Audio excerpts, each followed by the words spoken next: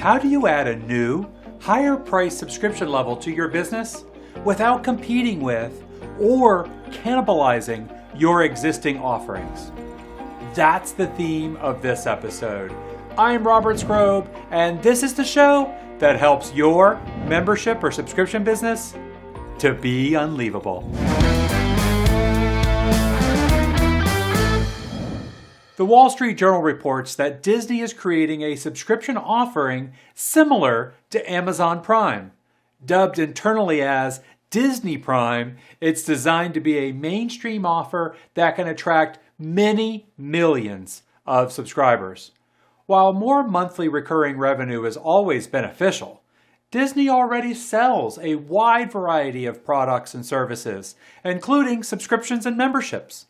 So the question is for all of us, how do we create another stream of subscription revenue that doesn't conflict with what we already offer? It's one thing when you're comparing your offerings to outside competitors to identify your unique market position. It's a whole lot more complicated when you're creating a new cross-sell or upsell opportunity for your existing customers. So in this episode, using Disney as an example, we'll break down the essential considerations for launching a new subscription offering to generate monthly recurring revenue for an existing business. Before we dive in, press the like button and also subscribe to this channel to make sure that you're the first to know about future episodes. As I mentioned earlier, Disney already offers a lot of subscription offerings. First, there's D23, the official Disney fan club. It's a VIP subscription membership designed for their most enthusiastic and loyal customers. D23 members get a printed magazine, pens, members-only memorabilia, invitations to special events, and merchandise discounts. Disney also has the horizontal subscription model covered. These are subscription offerings that have low or almost no fulfillment costs for each additional new subscriber. These are Hulu, ESPN Plus, and Disney Plus, and together they're growing at a rapid pace and are poised to become the largest streaming provider. Disney is also in the publishing world with a subscription model called Disney Family Fun. It's just one of their many titles internationally. For the theme parks, Disney Annual Pass is a premium subscription offering utilizing the unlimited subscription model. Could there be more unlimited Disney opportunities?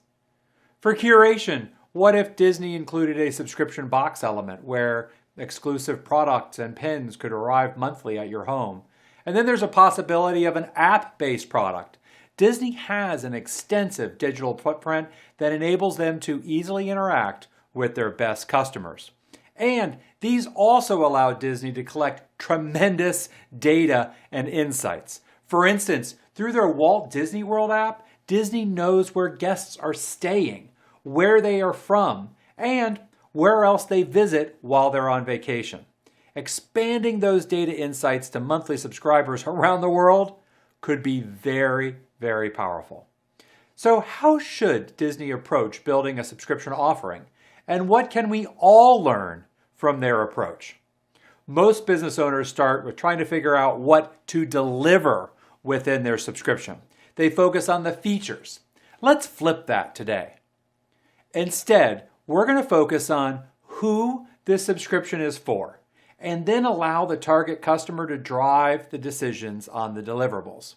For Disney, I'd like to explore subscription offerings for three primary groups. There's lots of demographic groups that Disney serves. Let's really dial into these three. So the first group is all Disney direct-to-consumer customers. These are Disney Plus, theme park ticket buyers, resort guests, shoppers at Disney Store online, and so on. This is a large target audience at launch. However, these large audiences tend to please executives who want to believe that broad equals fast growth. Now let's narrow that down a little bit with number 2 and focus only on theme park and resort guests. Disney has a robust direct-to-consumer online resort and park ticket system. They already have the names and addresses and contact information. It would be easy to target this group. But let's focus even further on group number 3, US-based theme park and resort guests. It cuts down the opportunity at international parks, but greatly simplifies what you offer at launch. Probably the easiest to launch, and can always be scaled after successful testing.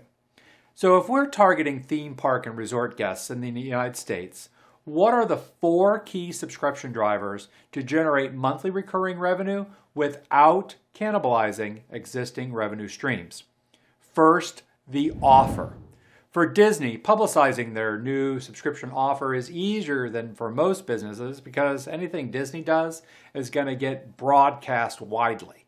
But for Disney, testing quietly on a small scale to optimize offers for maximum impact is a lot more difficult. Because of our target audience, though, we could use Disney's theme park and resort booking system to split test potential offerings to assess price and value. We could promote a variety of potential benefits, each at different price points, and actual customers can tell us what they value and what they're willing to pay. Then we could build a subscription offering out of the items with the highest values as determined by real data from actual customers. For your subscription launch, rather than launching a subscription based on a best guess, can you do a little research using non-subscription offers to your existing customers? In other words, let today's customers shape the subscription offer that you're going to launch in a couple of months from now. Second, now let's focus on pricing. To me, this is the most important element as I believe it actually helps with retention. My thinking is that there should be an initiation fee when joining that's quite a bit larger than the ongoing subscription. While discounted trial subscriptions are popular today, just a few years ago it was more common to charge new subscribers a higher one-time fee up front than offers renewals at a lower renewal price. The higher initial cost raises the threshold slightly to get new members into the subscription, and though it makes it harder for existing subscribers to quit. Why? Because existing subscribers know they don't want to pay that upfront front-end payment by quitting today when they know that they're going to want to resubscribe later. For instance, maybe it costs $195 to get into the new Disney Prime subscription. And that could include your first 3 months. Then the subscription is $49 monthly. Subscribers would have an incentive to keep their $49 monthly subscription to avoid paying that upfront $195 a second time. Or they could pay $495 for a year with annual renewals at maybe $250 or $300 a year. It's better to renew at the $250 than cancel and have to pay the $495 later because you decide you want those benefits. This is a very common pricing strategy used by private clubs, and that's the positioning that I'd like to use for this offering. What about a Disney Insiders Club? Would you like to be a Disney Insider Club member? Well, what do you get, you might ask? Well, that brings us to retention, the third subscription growth driver. Knowing Disney insiders would have a dedicated and exclusive media channels, special videos, a weekly email, early notice of events at parks, and behind-the-scenes movie promos. Disney Plus, Hulu, ESPN Plus are currently offered as a package for $13.99 per month. I'd include those here for the Disney insiders as part of their $49 monthly subscription. And as an additional benefit for Disney Insider Club members, they could get access to those hot new shows 48 hours before other Disney Plus subscribers. It would be so cool to get to watch new episodes of Mandalorian 2 days before everyone else because you're an insider. I'm sure many insiders would actually even host watch parties for their friends so that they could benefit from the additional insider status that they have with Disney. Plus, there could be insiders-only content on the platform, and this makes insiders feel special, and that content actually promotes membership to other non-insider members. Similar to D23, Disney could offer discounts for merchandise at the parks where margins are actually extremely high, and could also include an exclusive Disney store with free shipping. Lastly, what could we offer in conjunction with the theme park visit that would make this an easy yes decision? Perhaps an extra jump the line pass for your family each day you visit the park? Could also offer exclusive Disney character meet and greets, maybe even exclusive dining reservations, or at least early reservations. And there could also be an insider-only ticketed event at resorts, maybe meet and greets with characters or exclusive access to guest areas. This way, insiders can actually pay extra for an experience with much smaller crowds. There could also be a Disney Insiders Club pin, maybe a shirt, and other merchandise for insiders. But what we have so far is a collection of items that are inexpensive to fulfill with a new title. That's a collection itself is probably an easy yes purchase decision when somebody has already made the decision to visit the park. I'd launch with a simple offering like this. If you notice retention rates aren't what you'd like them to be, you can always add more deliverables later. It's a much easier to add benefits than it is to take them away. And then that brings us to the fourth subscription growth driver, lifetime value. Firstly, Disney Insider Club opens up a retail store of merchandise exclusively for Disney insiders. Insider shirts, insider hats, insider pins, so that when the Disney insider shows up at the park, they can demonstrate to everyone else that they are the insiders. The insiders have arrived. Next, getting them back into the park more frequently, you'll want to offer Disney Insiders Club members the exclusive insider events with maybe movie celebrities, extended hours, and then also celebrations could all do the trick. And it also helps to solve Disney's challenges with crowding in the park and lines, because you could invite the Disney insiders back to the park during times when the park isn't otherwise full of people. And this allows you to have one more attraction that enables you to single out your best customers so that you can give them better treatment. That's what it takes to be Unleavable.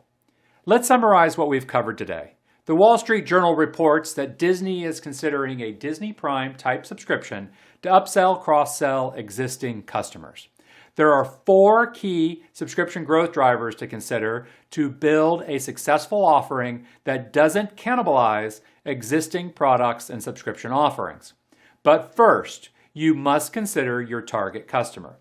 Focusing on your target customer enables you to scale faster. Now, the subscription growth drivers. Number 1, offer. Use existing customers to test offerings to determine value. 2, price. Think beyond new subscriber acquisition to position the price as a retention device as well. Number 3, retention. Offer low-cost, high-value benefits for retention, but there's no reason to overpromise at the beginning. It's a lot easier to add benefits later if you aren't hitting your retention targets. And then finally, 4, lifetime value. Offer members exclusive merchandise and access that enables them to identify themselves as a higher level of status than non-subscribers. And then give them access that gives them a premium level experience. Now, if you've enjoyed and benefited from the concepts that I've shared in this episode, then I'm confident that you're going to love this resource.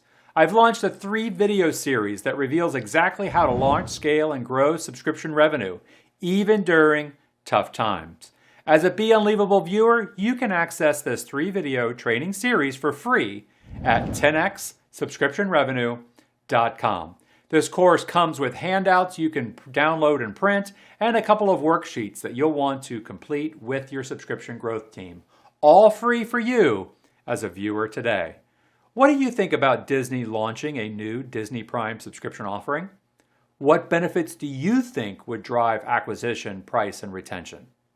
If you're a Disney fan, what would you like to see? I'd love to get your opinion and feedback about that or anything else that we've covered in this episode. Post your thoughts in the comments below. I always love to hear from you. Also, remember to like and subscribe if you haven't done so already, and that way you'll be the first to know about new episodes. And check out this video on how to add a subscription to an existing business, diving deeper into the topic and providing you with a clear path for growing your own monthly recurring revenue. Enjoy that episode, and I'll see you next time on Be Unleavable.